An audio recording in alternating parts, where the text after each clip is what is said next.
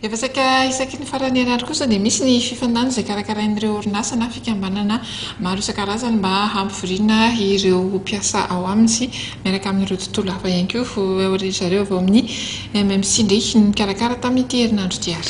Orinasa 17 no niatrika ity fananana ity sy nandritra ny roa andro tetsy amin'ny kianjana Larobia. Taranja 3 no ny fananana ny baolina kitra ny tsipikanety be ary ny taranja basketball. Fitenina aminao ao anatin'ity fanadihadiana ity ny fizotran'izay lalao izay.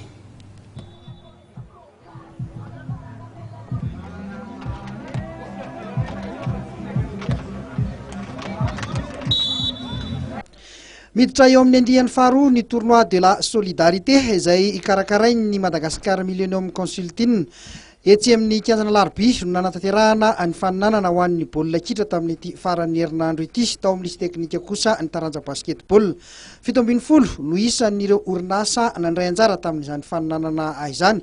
Ka teo amin'ny tsipikanety be dia nahitana 12 ny mpandray anjara, ny basketball mixte dia 7 ary ny baolina kitra dia 12.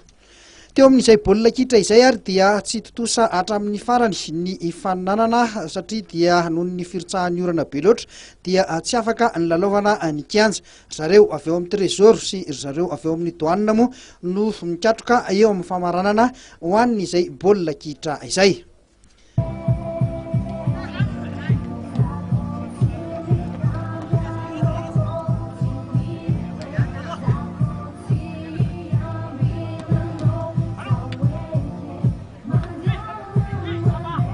Teo amin'ny taranja basketball kosa dia zareo avy eo amin'ny trésor sy ny telma no niatrika ny lalao famaranana ka zareo avy eo amin'ny trésor no voaka nandresy tamin'ny isa 4-30 no 2-30.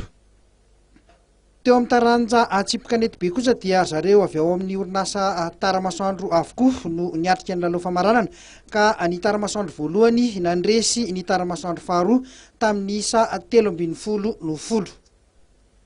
Araka ny nambaran'ny mpikarakara dia tratra ny tanjona tamin'ity andiany faharoa ity. Ny tena hoe zavatra vaovao tamin'ity zany tena namarika ity dia hoe nampiarahana mihitsy zany ny zavakanto sy ny fanatanjahantena. Ray aloha izay dia tena nampiavaka azy koa dia ny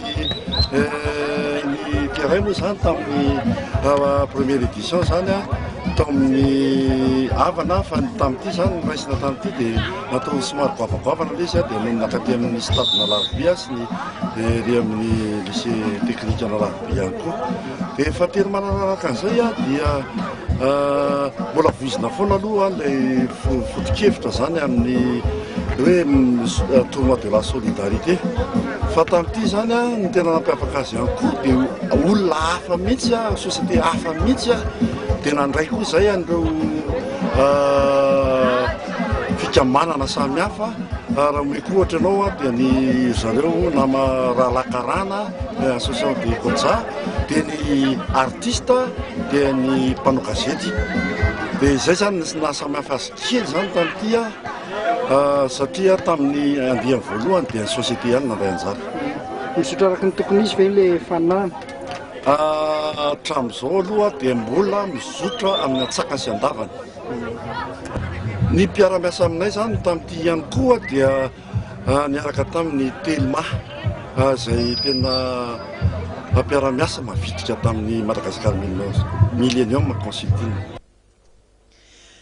Mbola andinika kosa nefa ny tompon'andraikitra mpikarakara ity lalao ity ny amerenana ny lalao famaranana eo amin'ny baolina kitra izay katrohan zareo avy eo amin'ny douane sy ny trésor.